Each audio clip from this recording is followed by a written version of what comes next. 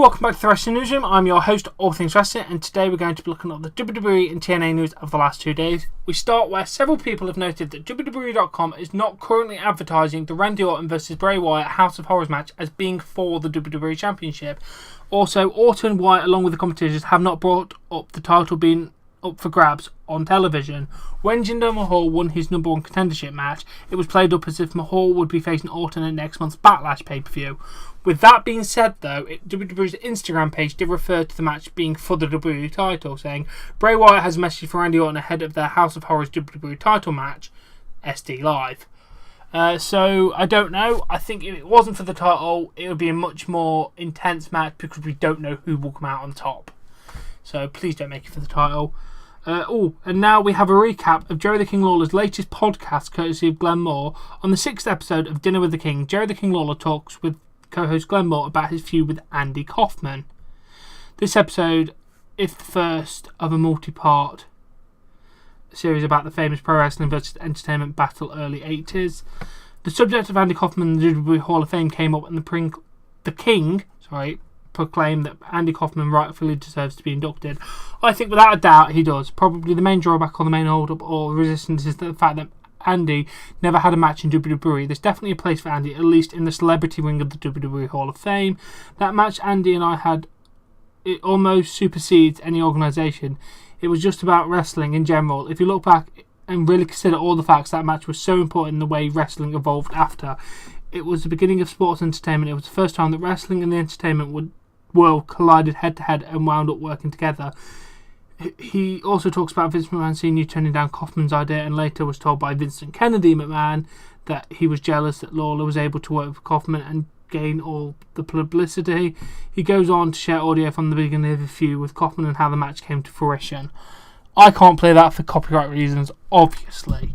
But yeah, Andy Kaufman definitely deserves it. I know a little bit about this Andy Kaufman, Jerry the King Lawler feud. We won't go into it here now, but he definitely deserves WWE Hall of Fame. And now we've got some financial reports. No, they're not boring, promise. The reports going around online that WWE spent between $5 and $6 million on the WrestleMania 33 set in total cost. The belief that WrestleMania 33 set is the most expensive one ever built in WWE history. For WrestleMania 29, NJ.com reported that $1.4 million was spent in gross salaries to 450 union workers in construction of WrestleMania set in New Jersey. That's the one that had like the Brooklyn Bridge and everything. So wow, you spent like 5 times as much money on the set. That's bloody hell. Sorry. Nick Foley's given an update. He underwent hip surgery on Thursday and posted a following photo while recovering. I can't be bothered to find that. Thanks for all the well wishes, kind words and prayers for my hip surgery. Spirits are high after a visit from Buddy from Health in Recovery. When a fan asked if the surgery was why Foley was written off television, he responded with, perhaps, those last 5 months were really killing me. And then on today, he released a following statement on Facebook about his hip surgery. My mind wrote a lot of checks during the course of my career, and more often than not, it was the right hip that paid the bill. I always realised that I paid the price for having the privilege of taking flight on so many occasions, and I have been paying the price for quite a few years. I had my right hip replaced on Wednesday, and I'm hoping it is a game changer that so many claim it is. It certainly will be nice to lay down at night or wake up in the morning without a constant reminder of all those checks I wrote in my younger days. As it turns out, what I did was never flying. It was falling with style, but it's funny how falling feels like flying, at least for a little while. Thank you for all the kind words, prayers and well wishes. They are much appreciated. Well, you just made me laugh there, Mick Foley, so congratulations, mate. I do hope you the best recovery from your hip surgery. We hope to see you on WWE television once again. And now we have an update on why Jinder Mahal was made number one contender. According to Dave Meltzer, Vince McMahon clearly feels the company is missing the traditional anti-American heel, with Rusev being injured. It's possible that Mahal was given this spot because of Rusev's injury. SmackDown Live is also in need of a top heel, and WWE doesn't want to put Baron Corbin in that spot until the bigger shows later this year. WWE currently doesn't have any native Indian stars that could be looking to grow in that market, with the guy that is ripped and fairly tall like Mahal. It's also believed that WWE can push Mahal since it doesn't really matter who gets pushed because people watch for a brand and not a specific star. The general idea is that fans that complain about Mahal are going to keep watching and will continue spending money on the product anyway. That's a backwards ass idea, WWE. If you don't like something, you're not going to watch it. You don't watch for the brand, you watch for the people, for the love of God. But let's move on. Dave Meltzer also provided some more information on Mauro Ranallo's falling out with WWE. It appears that the first issue with Mauro Ranallo was back when Ranallo did commentary with Jerry Lawler. Lawler started calling Ranallo MR, in the same fashion like Lawler would call Jim Ross JR. However, Meltzer noted that it was likely an inside rib since the term MR was used as an offensive slur that stood for mental retard during the period that Vince McMahon and Jerry Lawler were growing up. If that is true, fuck you, Jerry Lawler. You do not make fun, but yeah, asshole. Meltzer also noted that Ranallo was told he could be himself on commentary at first, but as time went on, Vince McMahon wanted Ranallo to act more like Michael Cole. McMahon was said to be frustrated with Ranallo's announcing style, and Tom Phillips became the fourth man of the announce team, was the first public sight of it. Because Ranallo was different, Meltzer described the situation as WWE being like a high school, with Ranallo seen as being the weird kid and was made the butt of the jokes. Apparently, the hazing ribbon towards Ranallo came from far more people than just JBL, with people having different interpretations of the situation. Most feel that JBL has been made a scapegoat for people that run the company and encourage the behaviour such as Vince McMahon and Kevin Dunn.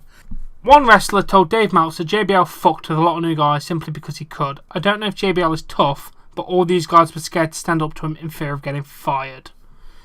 As previously noted, WWE is in negotiations with Ranallo's representatives about working out a settlement for the remainder of his contract. I'm not going to lie, you sound like a bastard company when you feel like it. I'm generally shocked at this story. And I just quickly want to address the mental retard slur. As a guy with learning difficulties and has always been treated as an outsider, I hate reading stories like this.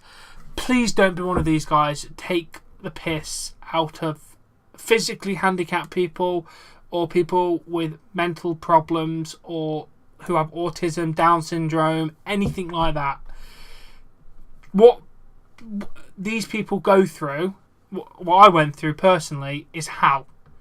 When people want to pick on you just because you're different and you're not from the normal, I'm putting air quotes around that word, society.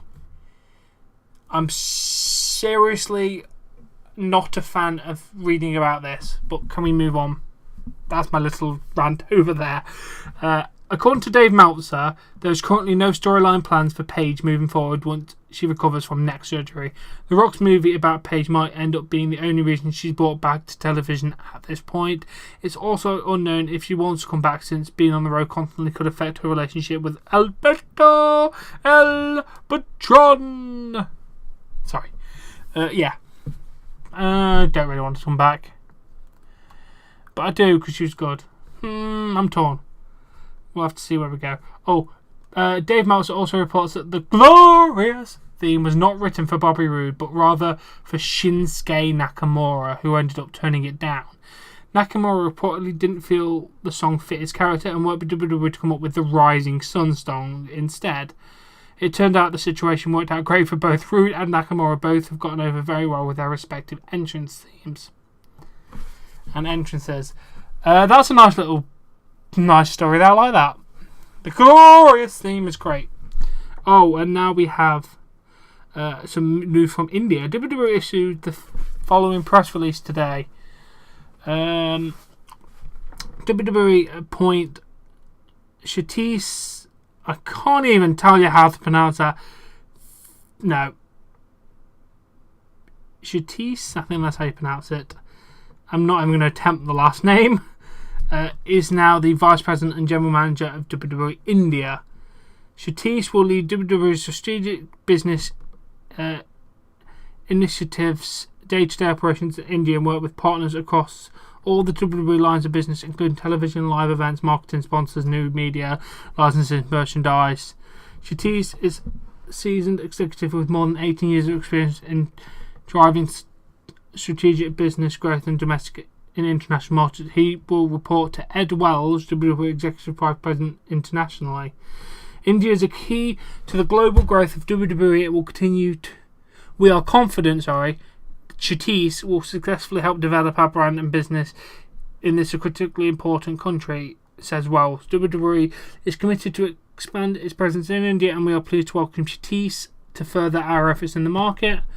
Well, good for you. I'm happy to hear that. I wish him the best of luck in the job. So, yeah. Oh, now, during an interview with Justin Barrasso of Sports Illustrated, I think, SI.com, Young Bucks talked about being frustrated with Impact Wrestling over the Broken Hardys dispute. Nick Jackson said, I was very upset. This feud was supposed to go on until possibly June, and that's pretty much screwed up their whole deal with the Hardys. Which is why we had to start the whole angle. We were definitely disappointed they tried to do that. We took it very personally because not only were they taking aim at our good friends, but they were also affecting our segments. It ended up being fine because we worked around it, but it was definitely agitating. Yeah, fuck you, TNA. You ruined my app, so screw you. Oh, the reason why Shinsuke Nakamura has been having main event dark matches against Dolph Ziggler is because WWE wants to prevent fans from leaving the building once SmackDown Live ends and 205 Live begins. Also, the belief is that WWE wants to save the televised Nakamura-Ziggler match for Backlash in Chicago, where Nakamura is expected to get a great reaction.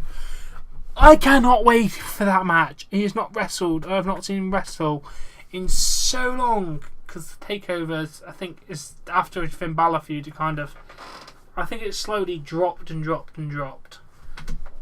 His Bobby Roode work weren't the greatest, so we'll hopefully see a form from him. Oh, regarding Goldberg's recent win with WWE, Dave Meltzer reports that Brock Lesnar was looking out for Goldberg's best interest, and Goldberg trusted Lesnar. Because Lesnar was winning at WrestleMania, it was Lesnar that wanted Goldberg to look as strong as possible leading up to the event. While WWE and Goldberg still have a merchandise agreement in place, there's no rush to sign Goldberg to a new deal. It's also unknown if Goldberg would look strong against another opponent that doesn't have the creative and political influence that Lesnar has. Well, it's nice to know that Lesnar's not a complete bastard, only to his friends though, so fuck you, Lesnar. And now WWE star Ember Moon may have suffered an injury during tonight's NXT tapings, that was Thursday, at Full Sail University. NXT held a battle royale to determine the number one contender to Asuka's women's title. Spoiler alert there for May 17th episode. At one point in the match, Ember Moon was on the top rope. She was knocked to the outside, causing her to hit hard against the guardrail on the outside. Moon appeared to have hit shoulder first and was seen crying at ringside before being attended to by trainers. The match ended shortly after Moon's potential injury, and she was eventually helped to the back by WWE medical staff. We wish her the best of recovery. I do hope it's not serious, because her, Asuka, and the other couple of women in the Fatal 4-Way at TakeOver Chicago, another spoiler, will be a great match. Oh, and then someone asked CM Punk on Twitter, why don't you do a Reddit AMA? Question and answer, something like that? I don't know. Because I know the dick size of Dave Bautista, and I refuse to divulge such knowledge. And then Batista replied, just laugh so hard I may or may not have sharted. Not admitting anything, but I'm heading to change my underwear.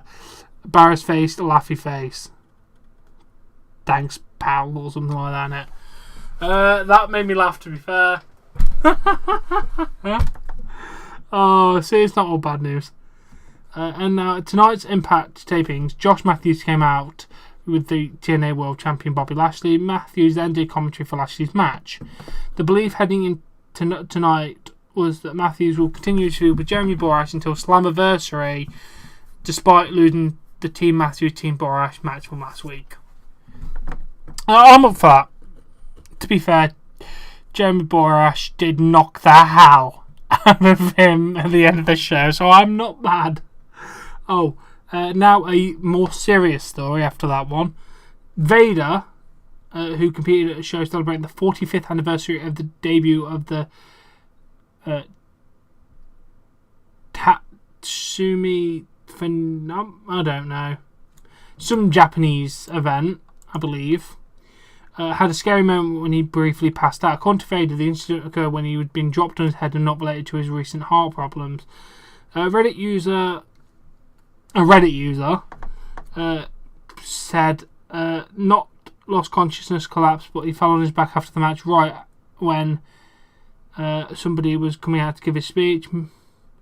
Muto and Akira were giving him water and trying to keep him cool.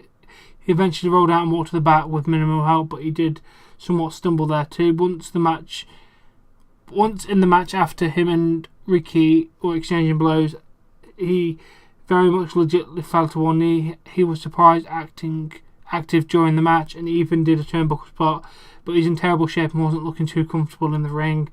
He has 2 more events in this tour, and he went last night, the first match in the event in Tokyo.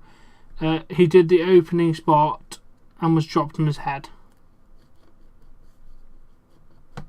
or he dropped onto his head. So best of luck for your recovery there, mate. Let's hope it's not too bad. Ooh, and now former wrestler Simon Gotch, who is now going by Simon Grimm, did an interview with USA Today talking about his WWE release, among other things. The WWE release being a mutual agreement, they brought it to me and I agreed. It was one of those things where I was unhappy and they basically left. Fuck off, I'm getting really pissed off.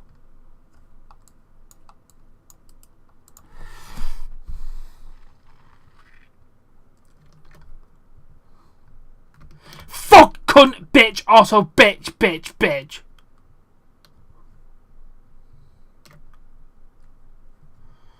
Fuck off. The former WWE wrestler Simon Gotch, who will now be going by Simon Grimm, did an interview with USA Today to talk about WWE release, among other things. His WWE release being mutual. They brought it to me and I agreed. It was one of those things where I was unhappy and they basically felt like the character had run its course. I said I agree, and they said they wanted to exercise the termination clause in my contract. I agreed with that as well, and we went from there. This wasn't exactly an unwanted thing on my part. I wasn't happy, and I actually felt like that was the best move. In any situation, sometimes you have to see the opportunity, you take it. The root of it is unhappiness. In any job, sometimes you do things for artistic fulfillment, or sometimes you do things for financial fulfillment.